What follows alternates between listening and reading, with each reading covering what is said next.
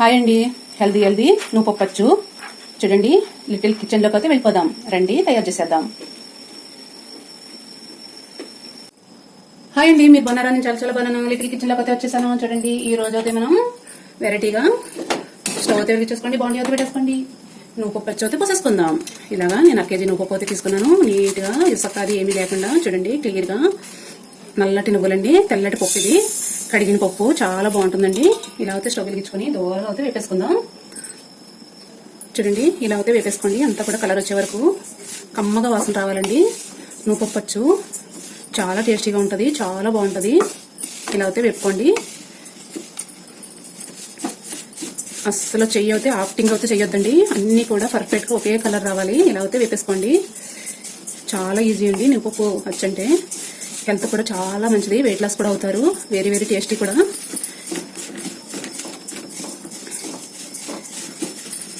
చూడండి, బాగా కలర్ వచ్చేయాలి. ఇలా వేపేసుకోండి. చూడండి, ఇలా టిక్ టిక్ టిక్ మన శబ్దం వినిపిస్తుందా? ఇలా అయితే వేగాలండి. అంతా కూడా టేస్ట్ అయితే చాలా బాగుంటుంది.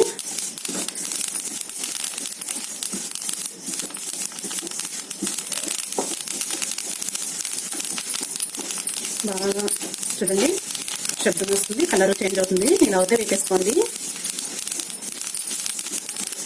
వెయిట్ లాస్ అవ్వాలనుకుంటే కనుక డైలీ ఒక పీస్ తీసుకోండి. బాడీ కూడా ఫిట్గా ఉంటుంది, గట్టిగా ఉంటారండి. రోజు ఒక పీస్ తింటే కనుక ఇలా అయితే వేపేసుకోండి. అంతా కూడా చూడండి, ఏ కలర్ ఉన్న పప్పు ఏ కలర్ వచ్చింది. ఇప్పుడైతే స్టవ్ ఆఫ్ చేసేయండి.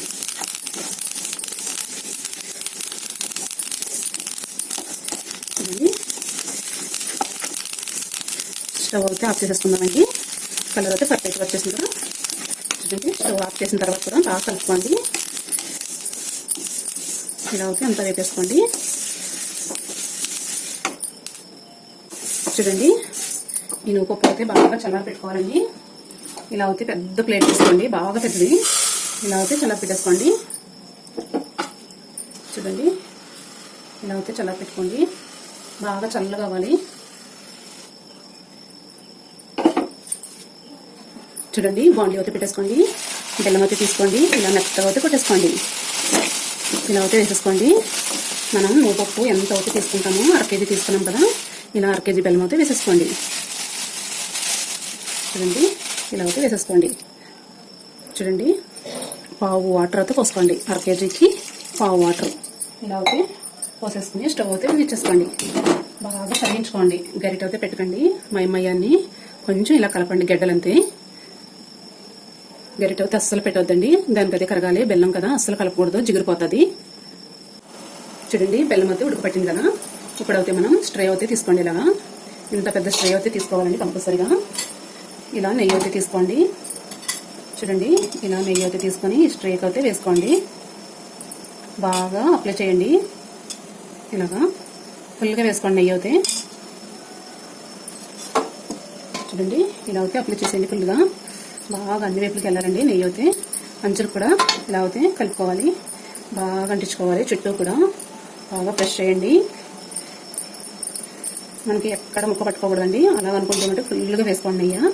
టేస్ట్ కూడా బాగుంటుందండి. చూడండి, ఇలా అయితే కారాలి. చూడండి, ఇలా కారాలి. ఇలా అయితే వేసుకోండి. ఒక పక్కన అయితే పెట్టేసుకోండి. ఇప్పుడైతే ముక్కలు కరిగిపోయింది చూసుకోండి అడుగున. చూడండి, గరిటె పెట్టి అస్సలు కలపలేదు నేను. ముక్కలు అయితే కరిగిపోయినాయి మొత్తం. ఇప్పుడైతే స్టవ్ ఆఫ్ చేసుకోండి.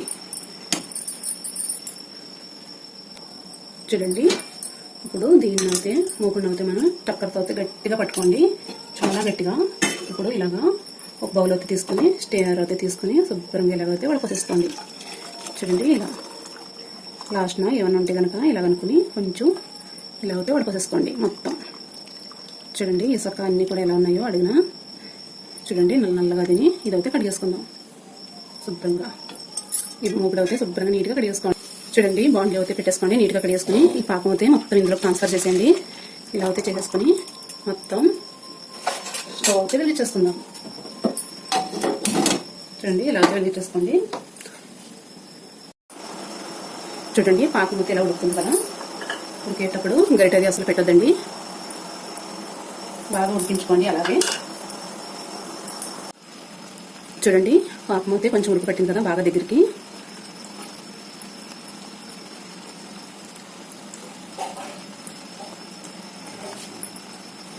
చూడండి, యాలక్కాయ అయితే తీసుకోండి. ఇలాగైతే నీట్గా తుంచేసుకుని ఇలాగైతే వేసేసుకోండి. పాకంలోనే వేసేసుకోండి యాలక్కాయ అయితే. కొంచెం దగ్గర పడతా ఉంది కదా, అప్పుడైతే జస్ట్ ఇలా అవుతాయి అనుకోండి, పక్కన ఒకటే అనుకోండి.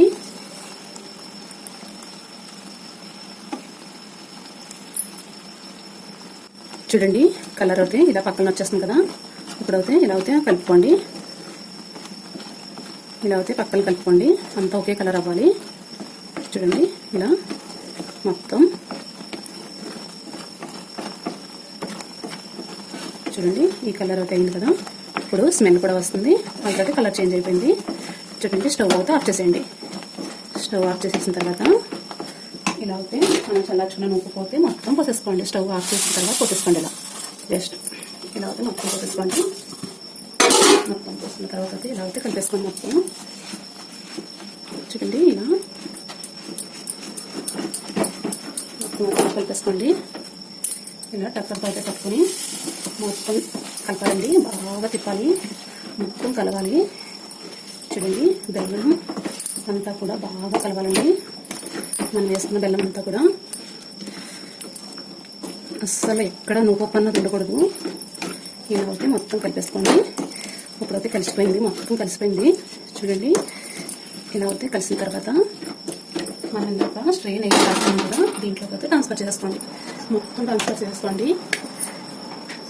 ఇలా అయితే మొత్తం ట్రాన్స్ఫర్ చేసుకుని ఇలా అయితే మొత్తం అనేసుకోండి సాఫ్ట్గా.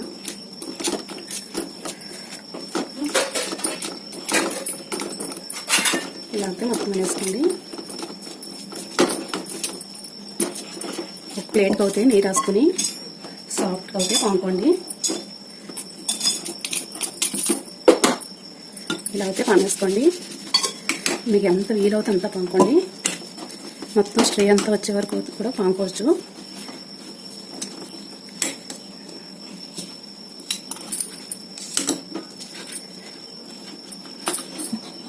చూడండి, ఇలా మొత్తం కూడా చూపిస్తున్నాను నేను మీకు ఎంత వరకు అవుతే అంతవరకు పాముకోండి. దలసరగా ఉన్నా పర్వాలేదు, టేస్ట్ అయితే బాగుంటుంది.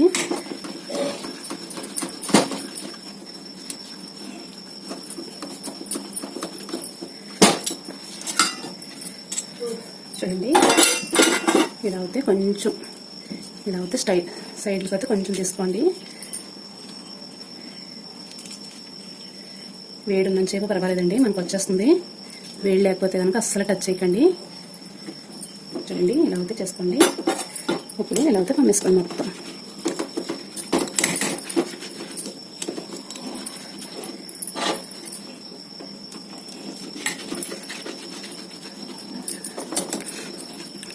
చూడండి, ఇలా మొత్తం ఇలా స్పూన్ ఒకటి తీసుకోండి.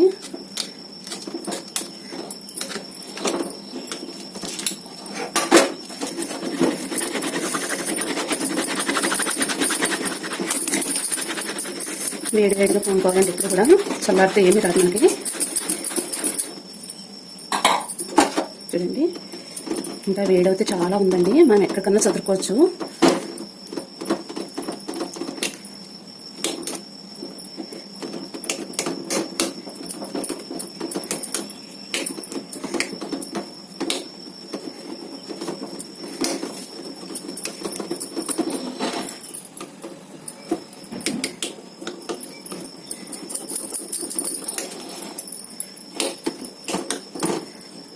చల్లారిపోయిందండి, ఈ పూట అస్సలు ముట్టుకోకండి.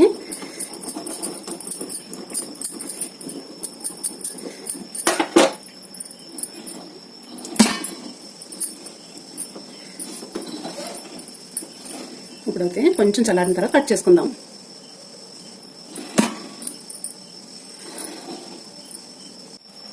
చూడండి ఫ్రెండ్స్, చల్లగా అయితే అయింది కదా, ఇప్పుడైతే కట్ చేసేసుకుంటున్నాం పర్ఫెక్ట్గా. చూడండి, ఇలా అయితే కట్ చేసుకోవాలి.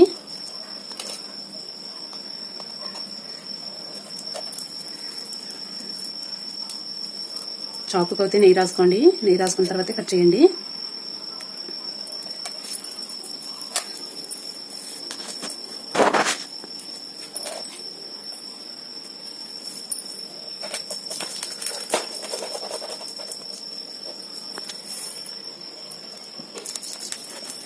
చూడండి ఇలా అయితే కట్ చేసేసుకోండి. అన్నీ కూడా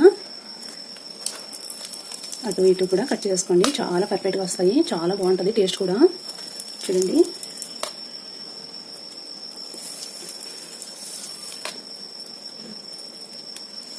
బాగా చల్లారితే అస్సలు తెగదండి. వేడివేడిగానే కట్ చేసుకోండి. చాలా గట్టిగా అయిపోతుంది, చాకు అయితే దిగదండి, అందుకని చెప్తున్నా నేను. చూడండి నువ్వుపప్పు అయితే రెడీ అయిపోయింది. చూడండి ఎంత చక్కగా అయితే వచ్చిందో. తీసిన తర్వాత మళ్ళీ చూపిస్తాను.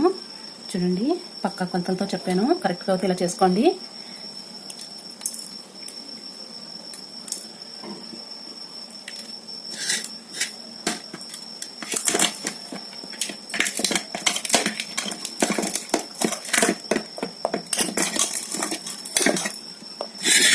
చూడండి లడ్డూల్లో కూడా చుట్టుకోవచ్చు. ఇలాగా బాండీలో ఏమైనా అంటుకున్నది ఉంటుంది కదా, నీట్గా అయితే తీసేసుకుని ఇలా అయితే చేసుకోండి. చాలా బాగుంటాయి, పిల్లలు కూడా ఇష్టంగా తింటారు.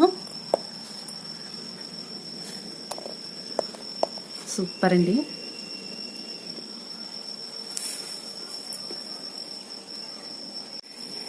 చూడండి నువ్వు పప్పు అయితే రెడీ అయిపోయింది. ప్లేట్లోకి అయితే తీసేసుకున్నాం. అన్నీ కూడా పర్ఫెక్ట్గా ఎంత బాగా వచ్చింది చూడండి.